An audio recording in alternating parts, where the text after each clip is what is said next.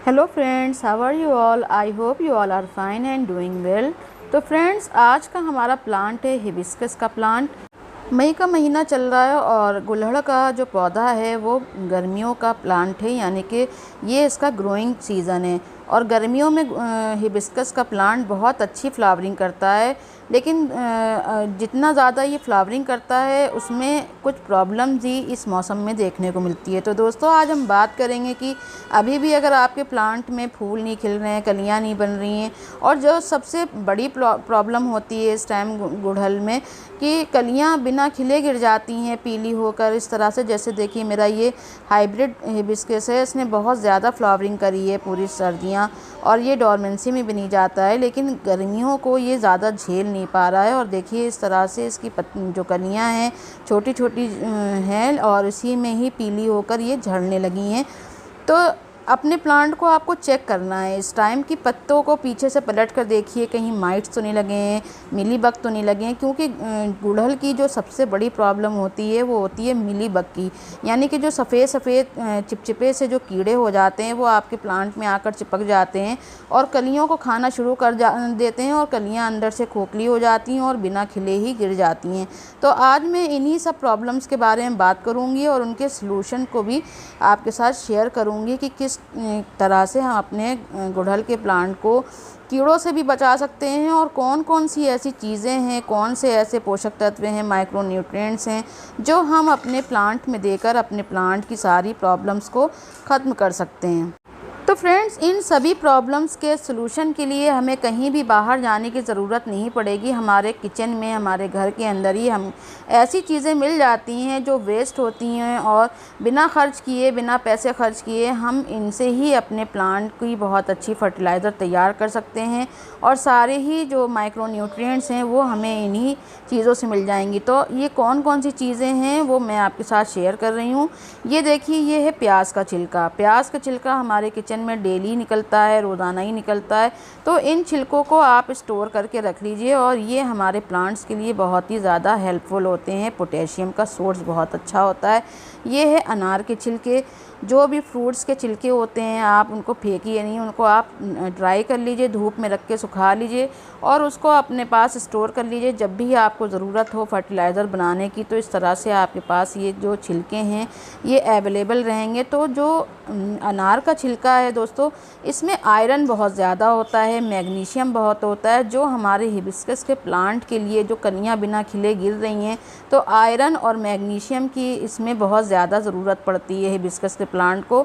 तो अनार का छिलका उसके लिए बेस्ट सोर्स है आयरन और मैग्नीशियम का। और साथ ही साथ इसमें कैल्शियम भी बहुत ज़्यादा पाया जाता है जो हमारे पौधे की स्टेम्स को भी मजबूती देता है। तो इसमें मैंने लिया है केले के कुछ छिलके लिए हैं। जो केले के छिलके होते हैं इसमें भी पोटेशियम का बहुत ज़्यादा सोर्स होता है, एनपीके इसमें बहुत होता है। हमारे जो गुड़हल का प्लांट है उसको नाइट्रोजन की कम ज़रूरत होती है, लेकिन फूल को खिलाने के लिए और कलियों को मजबूती देने के लिए पोटेशियम सबसे ज़्यादा हमें प्लांट में देना होता है। तो देखिए, मैंने यहाँ पर यूज़ की हुई चाय की पत्ती भी ली है जो कि वेस्ट होती है, ये भी हम फेंक देते हैं, लेकिन इसको भी आप धोकर सुखा लीजिए, 3-4 पानी से अच्छी तरह से वॉश कर लीजिए और धूप में खूब अच्छे से सुखा के ही आपको यूज़ करना है। अगर इसकी जगह पे आप फ्रेश टी लीफ लेना चाहें तो 1 चाय का चम्मच आप फ्रेश चाय की पत्ती भी आप यहाँ पर यूज़ कर सकते हैं। तो मैंने यहाँ पे अनार के छिलके, केले के छिलके और आलू के और प्याज के जो छिलके लिए हैं, तो वो सारी ही चीज़ों में पोटेशियम भरपूर मात्रा में होता है और हमारे प्लांट को इस टाइम सबसे ज़्यादा फूल खिलाने के लिए पोटेशियम की ही ज़रूरत है। नाइट्रोजन के लिए जो पत्तियां पीली होती हैं, मैंने यहाँ पर चाय की पत्ती लिए। अगर आपके पास कॉफ़ी पाउडर हो तो आधा चम्मच आप लिक्विड बनने के बाद कॉफ़ी पाउडर भी इसमें मिला सकते हैं। कॉफ़ी पाउडर में नाइट्रोजन बहुत अच्छा होता है जो हमारे प्लांट की ओवरऑल हेल्थ के लिए और ग्रोथ के लिए बहुत अच्छा काम करता है। अगर आपके पौधे में अच्छी ग्रोथ नहीं हो रही है और कलियां बन ही नहीं रही हैं तो इसका मतलब है कि आपके पौधे के अंदर पोटेशियम की कमी है। और गुड़हल एक ऐसा प्लांट है जिसको सही पोटेशियम मिल जाए तो वो फ्लावरिंग करना शुरू कर देता है। फूल खिलने के लिए सबसे ज़रूरी न्यूट्रिशन है पोटेशियम। और अगर आपका पौधा ग्रोथ नहीं कर रहा है और नई ब्रांचेस नहीं निकल रही हैं या जैसा पौधा लगा हुआ है उतना ही ग्रोथ हुई है, तो इसका मतलब है कि पौधे की जो रूट्स हैं वो ग्रोथ नहीं कर रही हैं। तो इसके पीछे कई वजह हो सकती हैं, जैसे पौधे की मिट्टी ठीक नहीं है या वेल ड्रेन नहीं है। तो मिट्टी का आप ज़रूर ध्यान रखें जब भी आप पौधा लगाएं, तो जिसमें पौधे की जड़ें आसानी से फैल सकें ऐसी मिट्टी आपको बनानी है, भुरभुरी, वेल ड्रेन और जो पोरस हो, इस तरह की मिट्टी आपको बनानी है। देखिए जैसे मेरे इसकी गमले की मिट्टी है, बिल्कुल हल्की है, भुरभुरी है। वैसे तो जो गमले की मिट्टी है उसकी ज़्यादा हमें गुड़ाई नहीं करनी है, क्योंकि जो गुड़हल होता है उसकी जो जड़ें होती हैं वो ऊपर की तरफ ही होती हैं, तो इसलिए इसको ज़्यादा गुड़ाई पसंद नहीं है इस प्लांट को।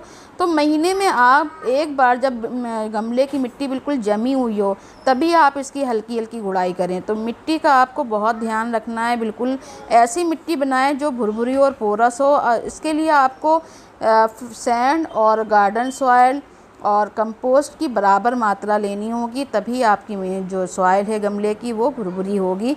पौधे की जड़ें उसमें आसानी से ग्रो करेंगी, फैलेंगी, लेकिन जड़ें फिर भी ग्रोथ नहीं कर रही हैं, तो इसका मतलब है कि आपके प्लांट में नाइट्रोजन और फास्फोरस की भी कमी है। जब भी आपका पौधा ग्रोथ नहीं करता है या नई ब्रांचेस नहीं निकालता है और ब्रांचेस पर कलियां भी नहीं बन रही हैं, तो उस पौधे में सभी तरह के माइक्रो न्यूट्रिएंट्स की कमी हो जाती है, जैसे कि calcium, iron, zinc, phosphorus, magnesium, sulphur.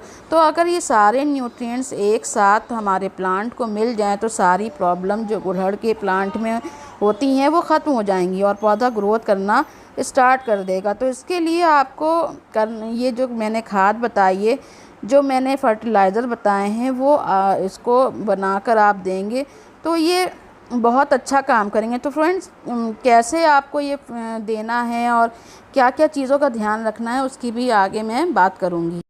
तो फ्रेंड्स, अभी मैंने बात करी है ग्रोइंग टिप्स की कि हमारा पौधा ग्रोथ क्यों नहीं कर रहा, उसमें किस चीज़ की कमी है।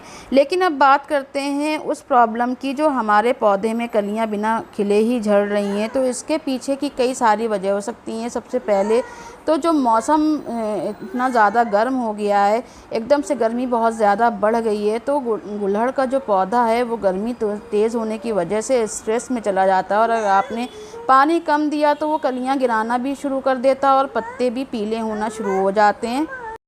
मिट्टी की जो नमी है उसको आपको बना के रखना है। अगर मिट्टी एकदम से सूख जाती है, ड्राई हो जाती है बहुत ज़्यादा, तो क्या होता है कि कलियां स्ट्रेस में चली जाती हैं और स्ट्रेस में जाकर झड़ने लगती हैं।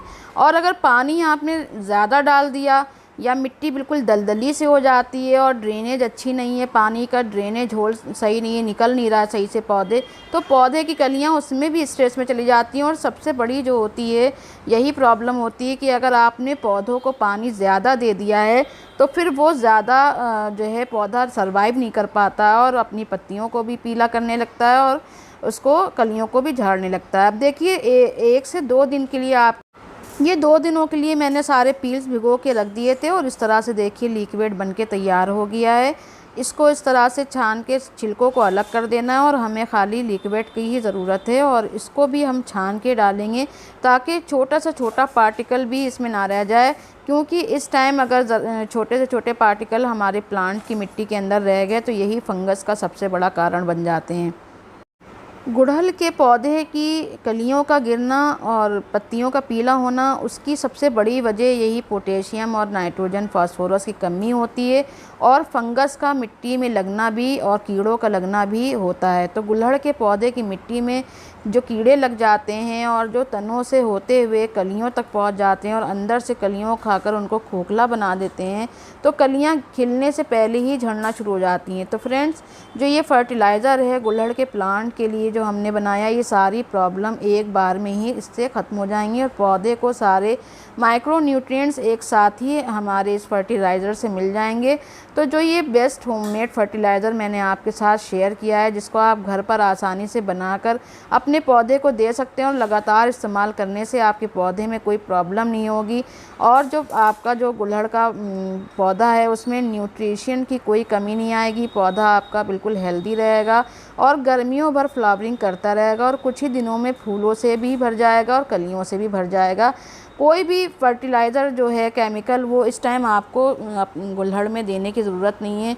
डीएपी हो या कोई सा भी केमिकल फर्टिलाइज़र हो, वो इस टाइम बहुत ज़्यादा गर्म करेंगे आपके प्लांट के लिए। तो आपको ये जो होममेड फर्टिलाइज़र है, यही छिलके इस टाइम हमारे प्लांट के लिए अमृत का काम करेंगे।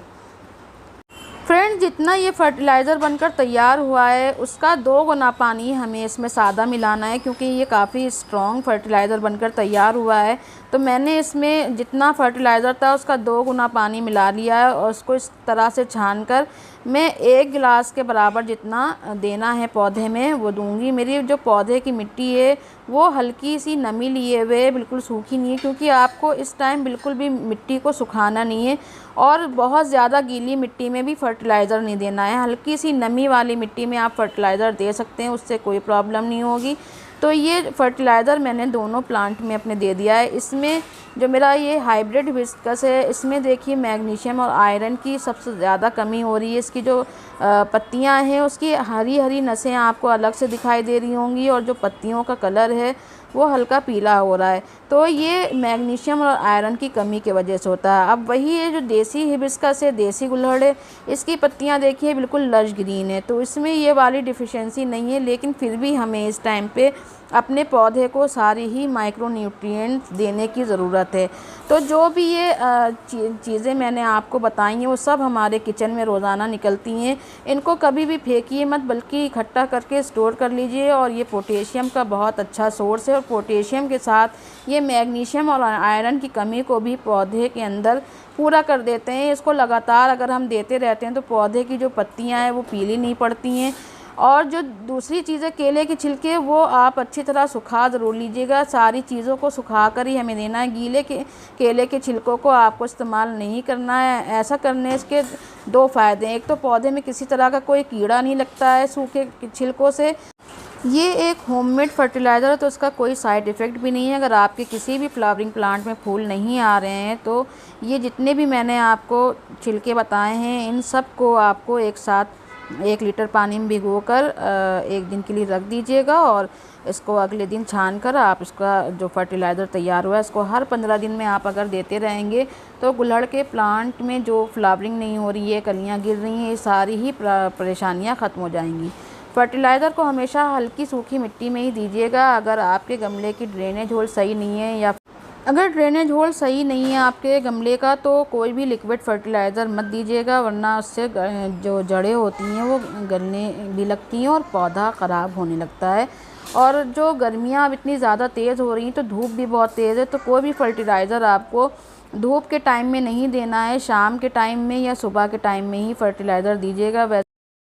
तो फ्रेंड्स, ये लिक्विड फर्टिलाइज़र गुलहड़ के पौधे को फ्लावरिंग के लिए तैयार करेगा और पोटेशियम की कमी को भी दूर कर देगा। मिट्टी को एसिडिक बनाकर फ्लावरिंग प्रोसेस को बूस्ट करने में भी ये फर्टिलाइज़र बहुत हेल्पफुल है। तो फ्रेंड्स, अगर इन चीज़ों का आप ध्यान रखेंगे जो मैंने आपको गुलहड़ के पौधे में के लिए बताई हैं केयर टिप्स, तो कभी भी फूलों की कमी नहीं होगी। और गुलहड़ का जो पौधा है वो एक ऐसा पौधा है जिसमें आप सिर्फ होममेड फर्टिलाइज़र डालकर बहुत ज़्यादा फ्लावरिंग ले सकते हैं। मैं अपने सारे ही वीडियोस में होममेड फर्टिलाइज़र को आपके साथ शेयर करती रहती हूँ और साथ मुझे ये इसका बहुत अच्छा रिज़ल्ट भी मिलता है। तो आप भी इन्हीं चीज़ों का इस्तेमाल करके अपने सभी फ्लावरिंग वाले प्लांट्स में सैकड़ों फूल ले सकते हैं। तो फ्रेंड्स, वीडियो अगर आपको पसंद आई हो तो एक लाइक कीजिएगा और अगर अभी तक आपने मेरे चैनल को सब्सक्राइब नहीं किया है तो ज़रूर से सब्सक्राइब कीजिएगा। मिलती हूँ नेक्स्ट वीडियो में, जब तक आप अपना और अपनी फैमिली का बहुत ज़्यादा ध्यान रखिएगा। Okay dear friends, thanks for watching.